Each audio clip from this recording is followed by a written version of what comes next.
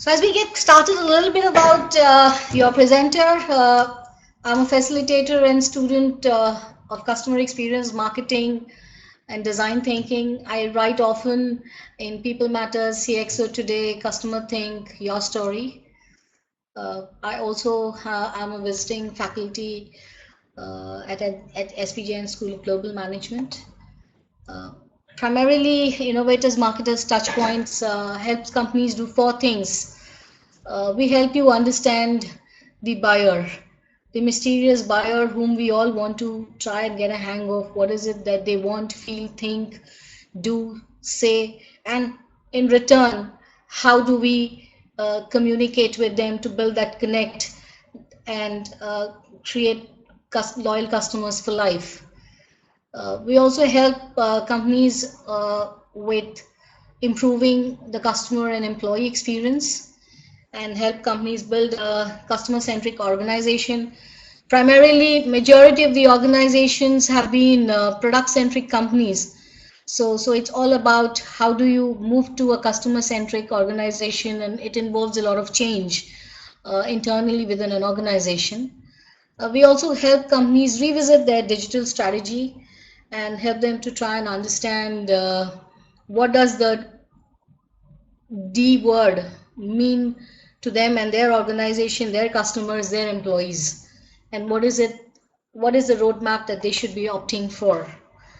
So today we're going to be discussing multiple things. We're primarily going to be talking about what is this customer experience design and why is it important today,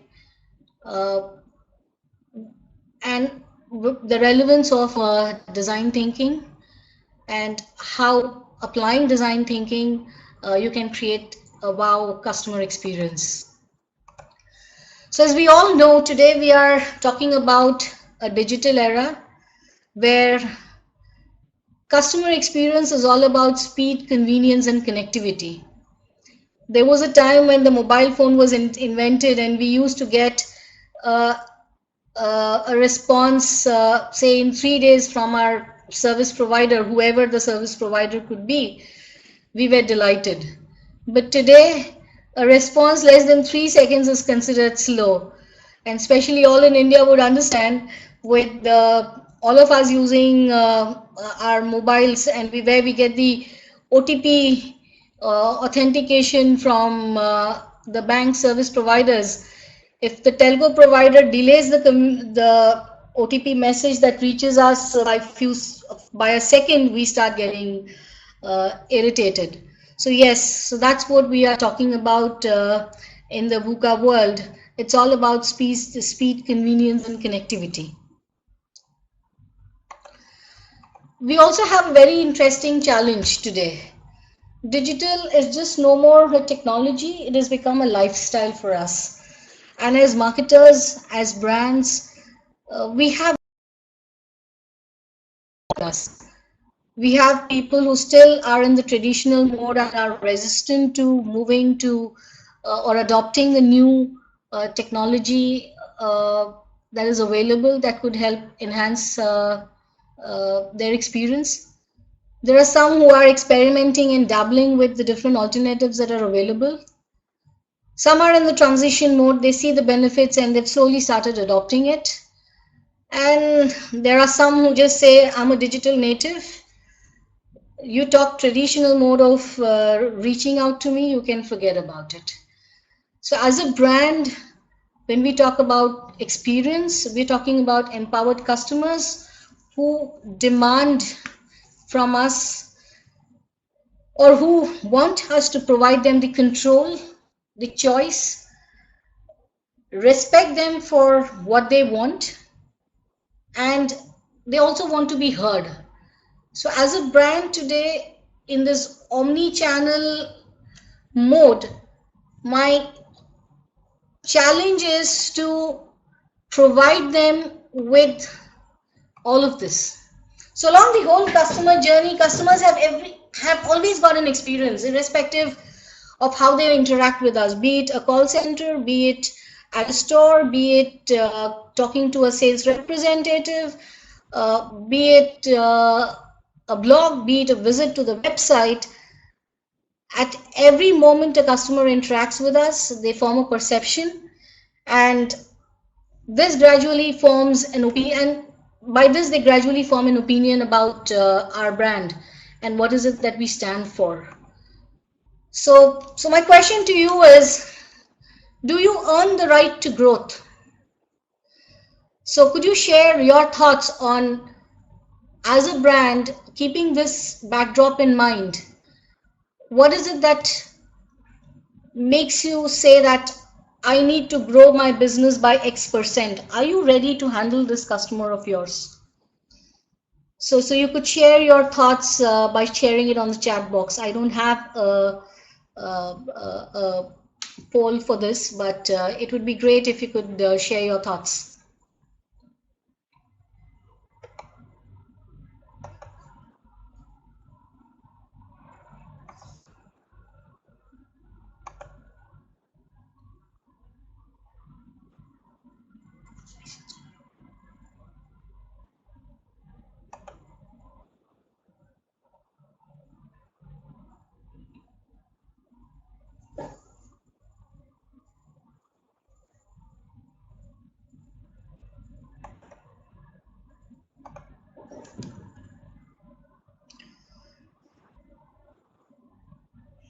Yeah, I see Bhavna writing something. So yes, Bhavna, we are all excited to try and understand uh, your views on what do you mean by the earning the right to growth.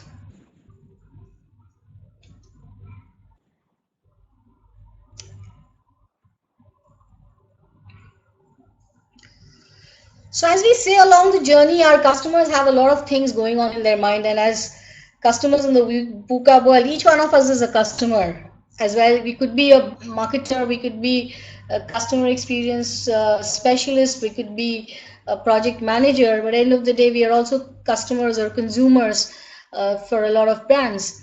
So today, when I'm along the journey, when I'm trying to research, a lot of thoughts go into my mind. uh, you know, does this break made me feel smarter about the choice that I've made to uh, do business with them? How is it that this brand can help me uh, resolve my pain, a frustration that I'm living it with day in and day out? Because that's what would help them take one step ahead and slowly, hopefully, if we can resolve that pain to become a sticky customer. Uh, we have the statement friends for life, but so one step closer to making them go towards becoming friends for life.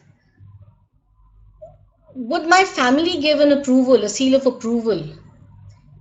Is it value for money? So a lot of such thoughts go along the entire process when they are trying to research, evaluate us, they select us, start using a product, and then start recommending us, and gradually a relationship gets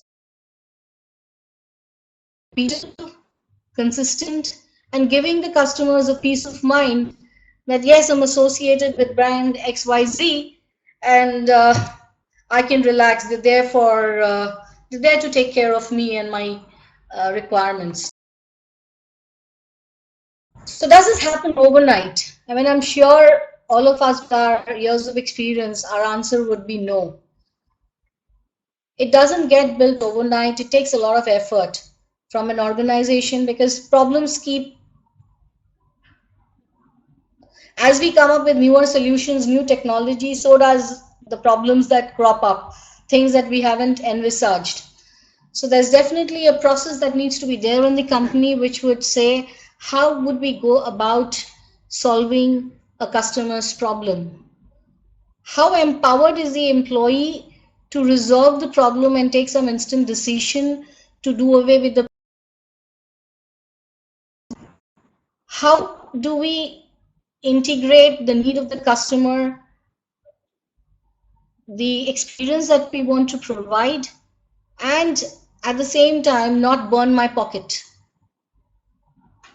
So it requires a lot of attention to be consistent, reliable, and provide that uniform experience throughout every single channel, 24/7, 365 days.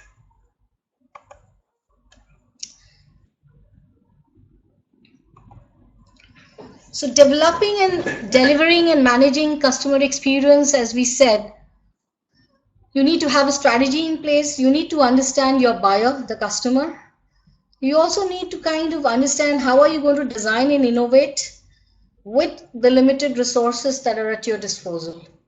And to do this, you need to have the support system in place. You need to have the people.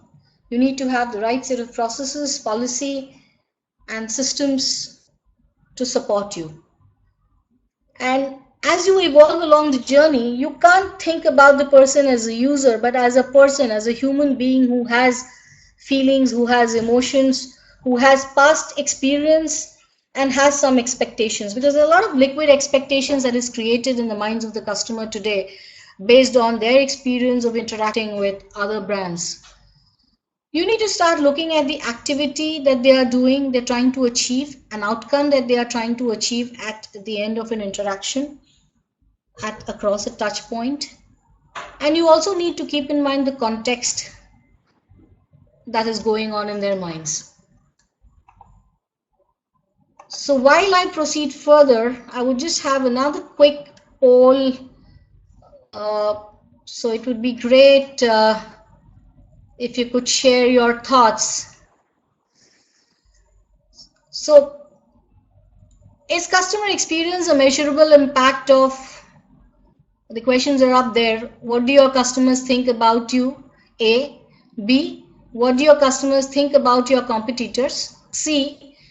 What do your customers do based on their perception of you? So it could be either of the combinations. So it would be great if you can share your thoughts. And I would request all the participants to, share their opinions in the poll. So I have few trickling in.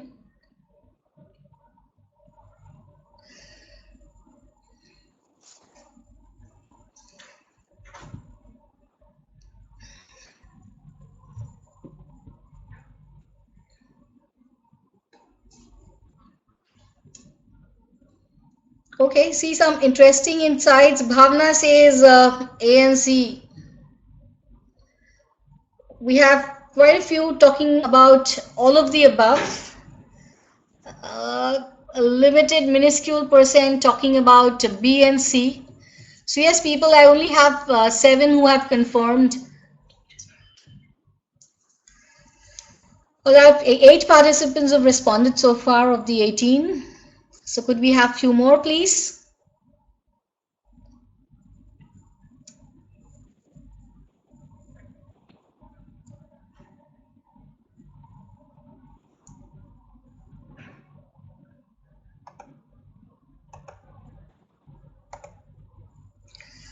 Well, I've changed this conference mode to discussion now. Uh, are we getting others also sharing their opinions on the poll? Because we've had only 9 people responding. So Prasad, could you share your views and what did you vote for first, and then if you could also share as to why was the selection that you made?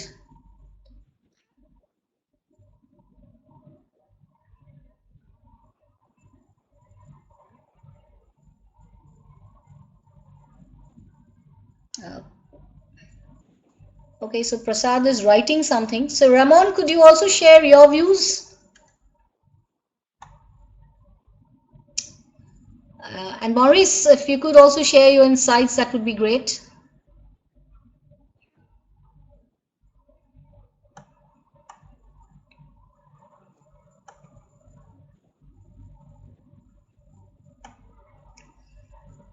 Mayank, it would be great if you could share your thoughts as well.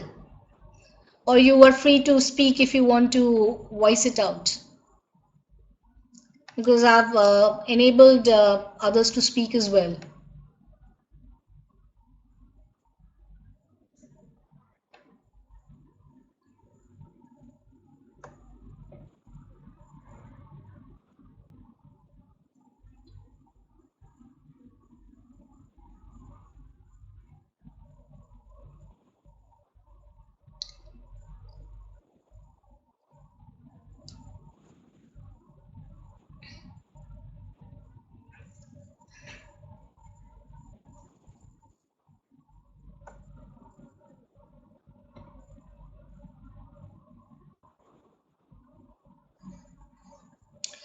All right, Ramon, you said I was thinking about all three, but I thought C is more concrete version of A, so I chose B and C. The answer is actually all of the above.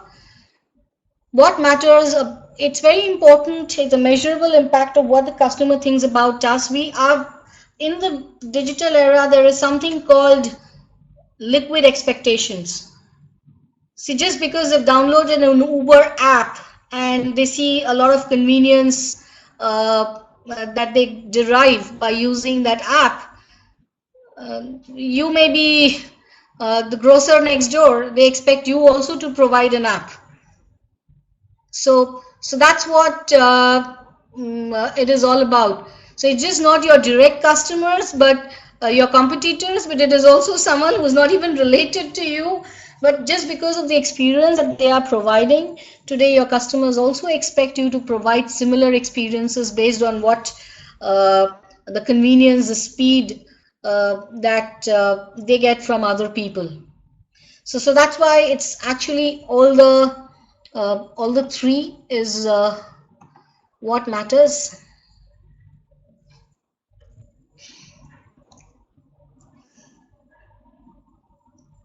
Um, so any other thoughts, any other views, please feel free to share.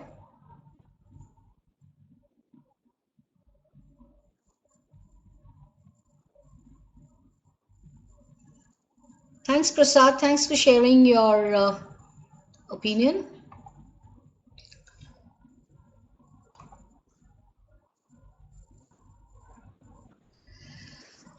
So yes, why is it that we are talking about the customer experience design now? So we've spoken about we need a strategy in place, we need the people, we need to have the entire infrastructure available to us. Because experience design is what differentiates our business.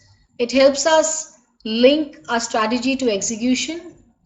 It is what helps drive innovation and differentiation for us in the market, because everyone talks about what is your USP, unique selling proposition. But if I genuinely don't have a USP, because today products can be very quickly aped. Service is something which will take time to ape, because that is something which is inherent to an organization. It's inherent to the culture of your organization, the commitment of the leadership team, the commitment of the employees, and the way your interactions with the customers have shaped with the customers and help build the relationship. So this is what creates an emotional bond, and this is what helps form that competitive advantage for you. So as a business discipline, when you're trying to apply design thinking, there's a pretty structured approach to the whole thing. You first need to make a business case. You need to know your customers in and out. So it's an outside in, know your customers completely thoroughly. And then plan and prioritize initiatives that make sense for your business first, keeping in mind how painful is it for the customer, how does it impact your business, and accordingly, and the money that you require to deliver that experience. So shortlist those based on the moments of truth. The ones that is paining your customers day in, day out is the ones that needs to be shortlisted first. You need to then build a prototype, make it work, and keep iterating uh, till the time you've got something that is genuinely what they want. And you need to keep looking at ways to differentiate, because your competitors would be all waiting for all the effort that you've put in to try and ape that feature or that functionality in their product as well. So you definitely need to keep continuously doing your innovation on a regular basis.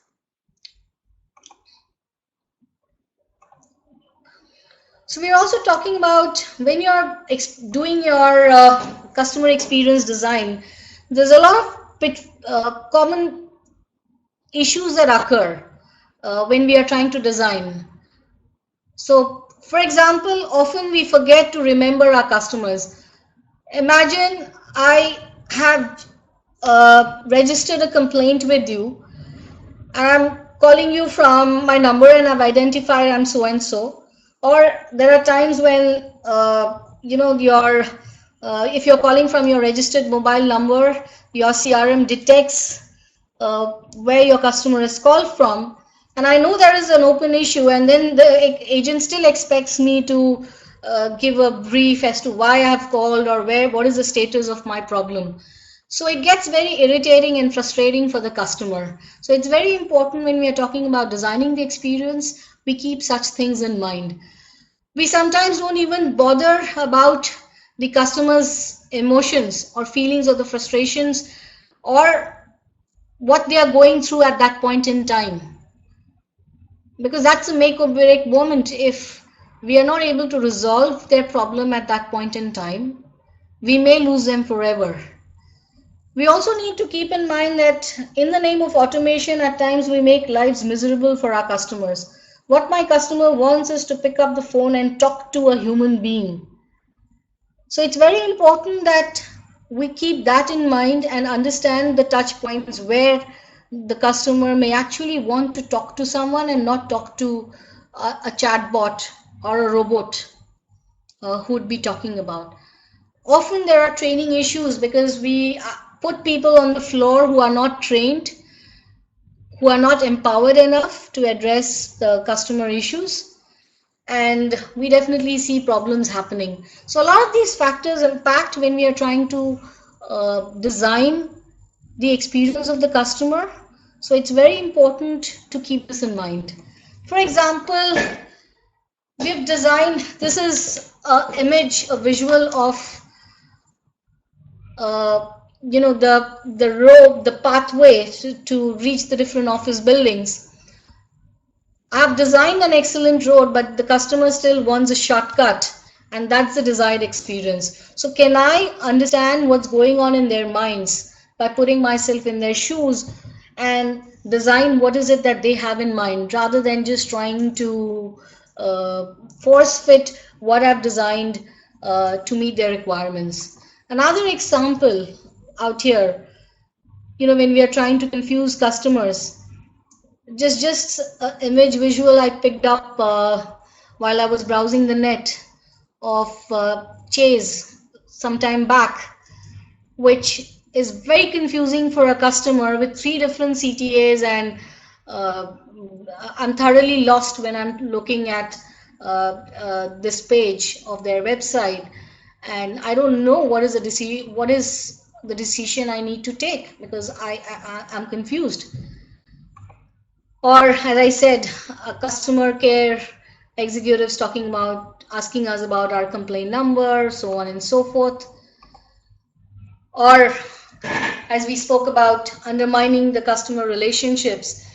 And as increasingly we are moving to robots and chatbots and stuff like that, while they might help in ensuring that we can reach out to a larger mass audience in a short period of time, it's important that the design takes into account some amount of program friendliness, some amount of empathy is bringing in it. So that's why it becomes more important as we automate. The more we automate, the importance of people becomes very important, because we are the ones who are going to feed in that data or write that piece of code, which will bring in this programmed intelligence and friendliness into the system. So delivering customer experience, as we then understand, is both omnichannel and situational. It's not just about, it could be a website, it could be a mobile, it could be in-person interaction, or it could be a moment at the shop or interaction. But it is about what is the customer requires from us at that particular moment.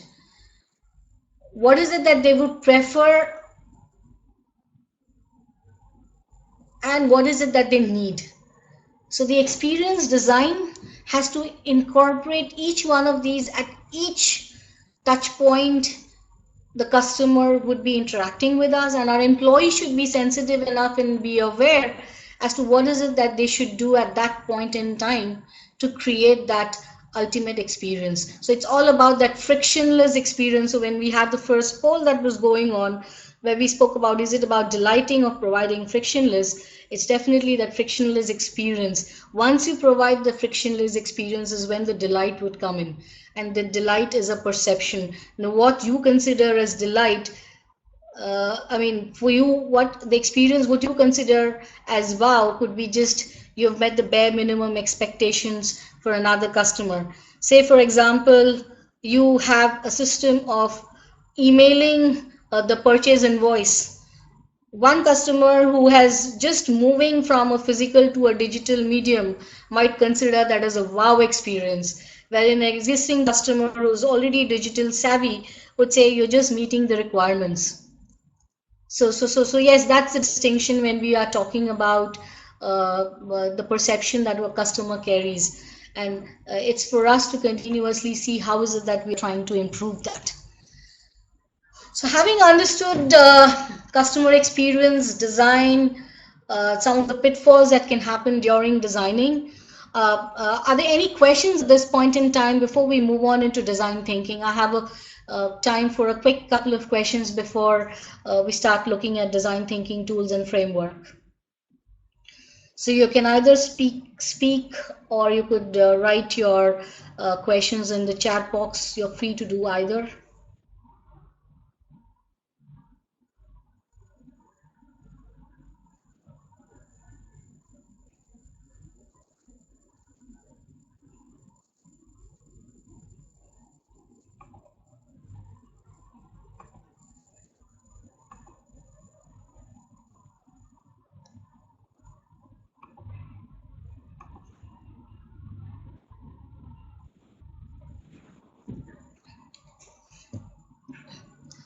So while I'm waiting for you all to share your thoughts and opinion, it would be great if you could respond to this poll and share your thoughts as well.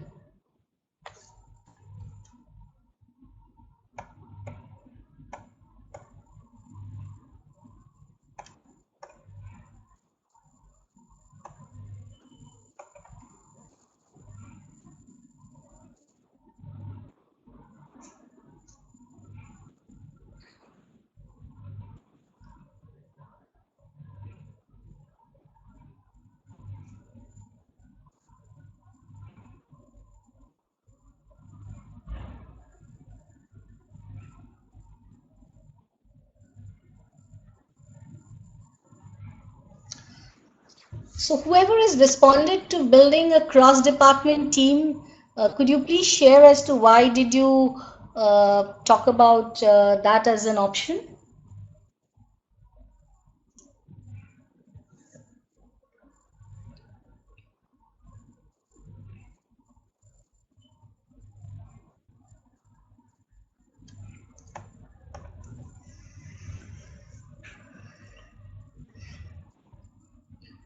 Well, a majority says doing a customer survey is a first step. Uh, so I would be interested to try and understand, someone has opted for building a cross-department team. So could you please share as to why you have expressed that as your option?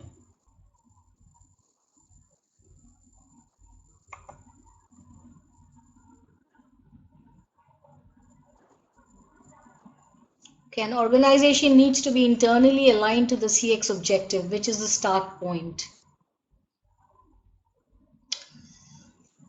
Yes, Prasad, definitely it's important that the organization has to be aligned to the objective. When we talk about getting an executive buy-in and doing a survey, yes, a survey, though many might say getting executive buy-in is the first step, because till the time you don't have the buy-in, you don't have the support and the funds to support these initiatives. But in case you want to build your business case before you go to your executive buy-in, it's important that you have some kind of a data. So the latest survey and any other internal data points that you have might be helpful in preparing the business case that will help you get a faster buy-in. And post that, once you have your objectives in place, comes the aligning, the cross-functional team with the objective that you would have set for yourself. So if anyone has any other thoughts or opinion, it would be great if you would like to share that.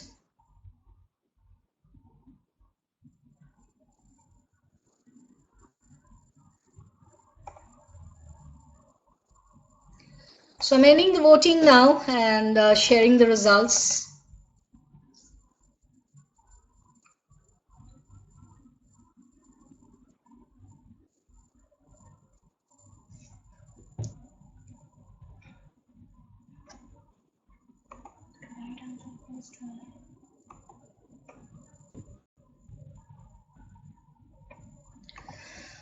So yes, let's try to understand what is design thinking all about.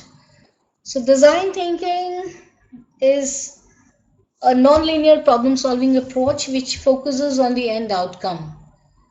So in case you are a company which is manufacturing a mixer, grinder, juicer, whatever you may want to call it, that's not the user experience. The user experience is using your product and creating the end product, and that's the outcome. So design thinking focuses on the outcome. So the outcome in this case is the lady drinking a juice of her choice, blended by the juicer, the perfect way that she wants. So yes, so that's what we are talking about. So design thinking is basically a defined process, and it can help you empathize with the customer, which will help you define the problem better. Because often when we are looking for solutions, or often when we are trying to solve a problem, we may not get to understand the root cause of the problem, and we may just work around the peripherals and not get into the heart of the problem. So it's very important to define what is the actual problem. Post that, it helps you analyze and research while you are digging in to evaluate. Then it helps you ideate the different options that are available, taking into account the perspectives of the different teams, the different people who are involved in providing the service to address that particular problem. You then create a prototype and then do a small test marketing to see whether it actually meets the requirement. Gather feedback and then implement it in a big bang way. And the learning continues along the entire journey. So if you're talking about design thinking is being open, being observant, it's all about keeping the future in mind. It is a mindset change that I don't jump at the first alternative solution that I get in hand, but I would look at all the options available and from there pick the one which is the best alternative, keeping in mind the problem that I have in hand. So it's not new, it's been there for a very long time. There are companies who have used it successfully and who have benefited, right from manufacturing to a company like an iPhone, to an Uber, to an Airbnb in the newer new gen areas. McDonald used design thinking way back when they were designing their kitchen. So there are examples across the globe, be it IT companies, SAP, IBM have all extensively used. Like companies like SAP's realized that they came up with excellent business intelligence solutions which could address a lot of problems for customers in the industry, but it was very complex to go and try and explain to them what it can do and how do customers prepare themselves to start using these solutions. So yes, they did use design thinking workshops to help them understand how a big data project would help address a lot of the problems which companies are facing today. So it's not complex, it's not closed. It's just that you need to have an open mind when you're looking at applying it, and you need to definitely have the senior leadership buy-in before doing that. So it requires a shift in the way you're doing your business. It's about reframing your mind to arrive at your business results. So some of the questions that drive design thinking are primarily what is. So what is the current problem, that pain, the frustration that the customer is living with day in, day out, and is hoping that someday some person, some brand would, find some answers to. So it's very important for us, and that's where we have some tools. It's not that it's a complete list of tools. Some of the tools that we use in the process is journey mapping, value chain analysis, to understand what is it that is troubling them. A what if is looking at the future scenarios. What if this will happen? Or what if tomorrow the government support stops for a particular activity? How is it that the business is going to survive and continue? Or how is it that this problem would get impacted? So it's all about trying to understand different scenarios and then trying to see how can you uh, build future-proof yourself. What Valves is all about, what is it that, the minute I see it, I just get absolutely delighted and feel blessed by looking at what is it that I have. Uh, uh, and For that, we try and understand, have we taken the right kind of assumptions? We do some rapid prototyping to try and understand whether the solution is going to create that, uh, uh, has that wow element in it. And what works is all about the ground realities, something that's going to work, be realistic, because at the end of the day, the business is out there to make money and meet the requirements of the customer. So what works, what would sell is at the end of the day the ground reality. So design thinking uses both your the creative and your rational thinking puts together, help you arrive at the answers across each of these different stages, and help you come up with the right decisions to provide the ultimate customer experience along the journey. So design thinking basically integrates your business and brand strategies to provide the experience that you want or the customer wants to be provided with.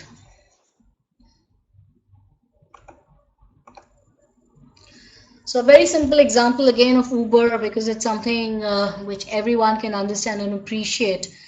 So it's all about the product innovation that we came with, Uber strategy for business success. The brand strategy was a cool and easy to use product. So simplicity by design was the mantra to meet the user expectations, and the experience design, the app that they have designed, or the communication interactions across the different touch points that they have designed, the interaction with the driver, the interaction via the chatbot, the interaction across any other communication channel that they use, and how do they deliver expectations bang on every time. So yes, this is what we are talking about, and it's a journey. It's not something that you've just done it and you can forget about it, because as I said, problems will keep propping up, requirements will keep evolving, because as you get used to a particular level, your customers are asking, so what next? I've got used to this, now I need something more, I need some more new excitement. So a brand has to continuously keep looking at the what next element about it. So when we are talking about experience design, the innovation that we are talking about could be big or it could be a small innovation. But even that small change that you are doing could create a lot of impact. So could someone share their experience and what could be that small incremental change that we are talking about? Could any of you share such innovation examples in your organization?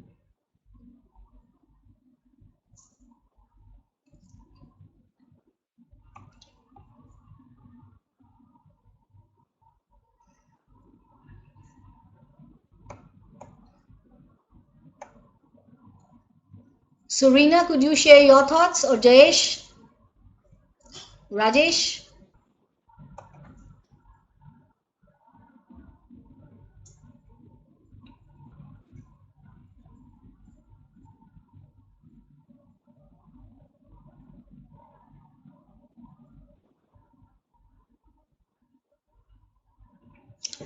So, any thoughts, friends?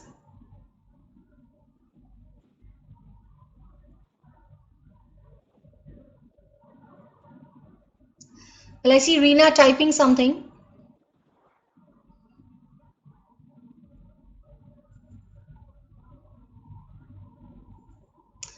So, Ramon, as you do a lot of innovation in your product development, could you share some of your insights?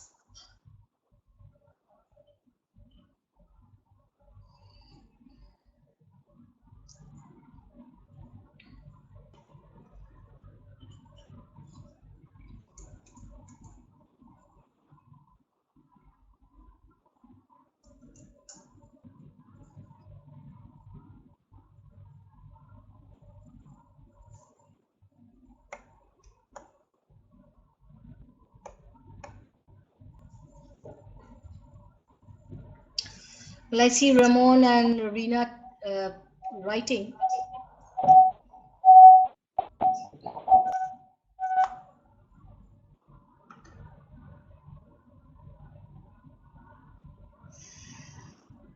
Making changes in the product from the feedback. Yes, definitely, Rajesh.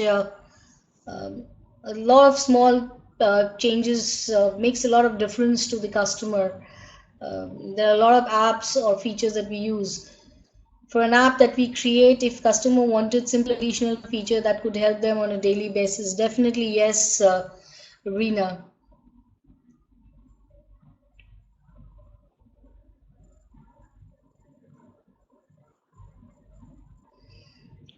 Yeah, Ramon says Amazon threatened Carrefour so much that Carrefour is also investing innovation. They're expanding its business from retail to other business little by little. Yes. So innovation is something no company today, big or small, can avoid. In fact, startups uh, or big brands both equally can threaten each other with the innovations that are out there in the market, and that's where we see big brands acquiring, startups who genuinely have that innovative idea, who are not those Me Too products. So closing this, anything that can help improve the experience, big or small, doesn't matter. It definitely helps you going one step closer to creating that ultimate experience for your customer. So thanks all for sharing your feedback. Makes my life easier. So how do you enable customer experience using design thinking in your organization? It's basically about everyone, every single employee, every single business partner has a role in making customer experience design matter. What matters is to ensure that they are humane, they empathize, and put themselves in the shoes of the customer while taking a decision. And there are many ways in which you can start doing. You could develop a common understanding of the customer journeys. Now, today's omni-channel customer can come in from anywhere and exit from anywhere. So it's very important, depending on the different products that you have, the services that you're offering, to create that entire end-to-end experience of the customer. Also map it with the different service providers internally, the backstage, which interact internally to deliver that experience. Make customer understanding a key input to design. So it's very important. I'm sure all of you are familiar with the metaphor elephant and the six blind men.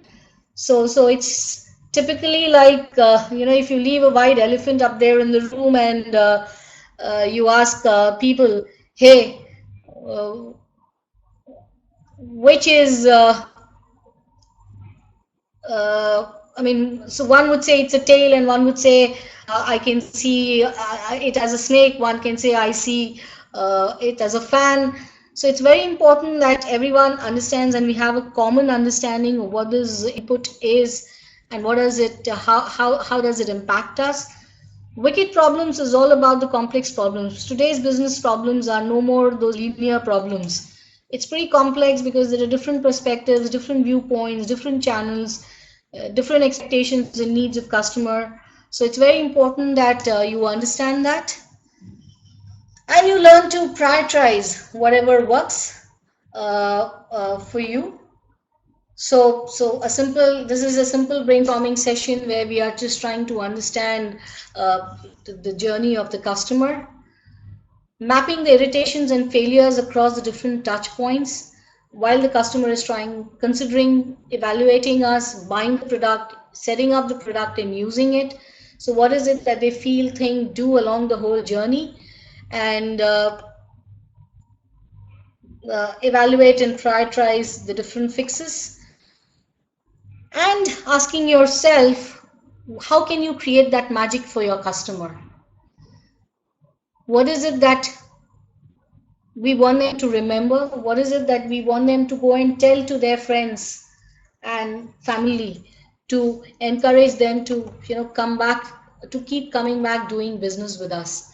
So it's all about identifying that moment and prioritizing the improvements that is possible. So looking at the pain and looking at the business impact it is having and prioritizing. So this is what design thinking is all about. And those who implement it the right way, there's definitely return on your investment, who are using design thinking to improve your customer experience. Design thinking is just one of the tools, even if you don't use design thinking, but if you embark on the journey, there's definitely proven statistics that's available which talks about the benefits which companies have derived using design thinking and focusing on their customer experience. So with this, I open the floor for questions, and whoever is joined for the webinar, in case you're interested to discuss how you would like to improve your customer experience design process, we could set up 1 hour call at a mutually convenient date. My email coordinates are there. We would be sharing this presentation with all the participants. So yes, thanks very much for joining. If you have any questions, please feel free to ask now, or you could always reach out to me via email or contact me on over my mobile phone. And it was a pleasure being with you for the last 1 hour, and look forward to many more sessions and learning from all of you.